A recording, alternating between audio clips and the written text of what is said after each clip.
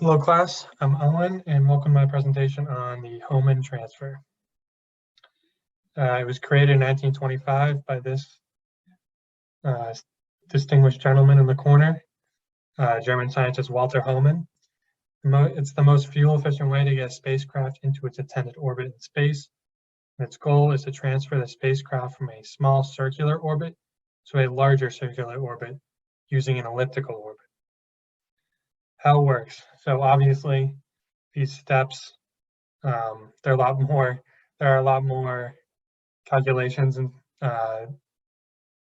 more elaborate steps that go into it, but for simplicity's sake, I'm just going to use these four. So first, you got to send a spacecraft into a circular orbit around Earth. Two, you got to coast in that orbit until the beginning of a transfer orbit, which is called the perigee point. So once you reach that point, you change the velocity, you speed it up, you get into an elliptical orbit. And then after that, you coast until the point where the elliptical orbit and the intended outer orbit intersect, which is called the apogee point. And once you get to that point, you change the velocity and fall into the intended outer orbit path.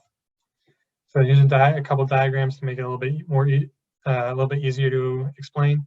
So first, you send the spacecraft into the circular orbit around Earth.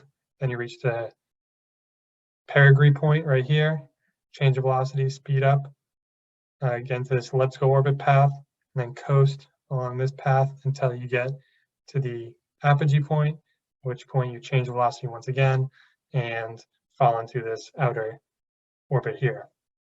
And then this diagram is just a little more mathematical, and it shows the exact route of the spacecraft. So it goes around Earth, and it goes around in this half elliptical shape, and then falls into the larger orbit.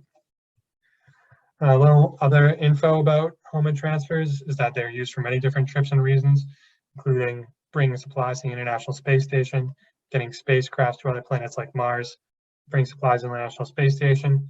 You just get the Hohmann transfer orbit to line up with the orbit of the International Space Station and meet up that way. And getting spacecrafts to other planets like Mars, where you use momentum and gravity and kind of shoot the or kind of like get the spacecraft to intersect with the gravitational pull of Mars and get it to orbit around it that way. It is the slowest way to get a spacecraft into orbit, but also the most fuel efficient. It requires extremely precise calculations, which is why voyages to Mars have a high failure rate. And one spacecraft you may have heard of that used this method is the MAVEN orbiter. It launched on November 18th, 2013, entered into Mars orbit on September 21st, 2014. So you can see that just about 10 months, a little over that, for the MAVEN orbiter between launching and entering into final destination of Mars orbit, which shows how long that these Hohmann transfers can take. And the MAVEN orbiter is still operating today, orbiting around Mars. And here are my sources. Thank you for listening.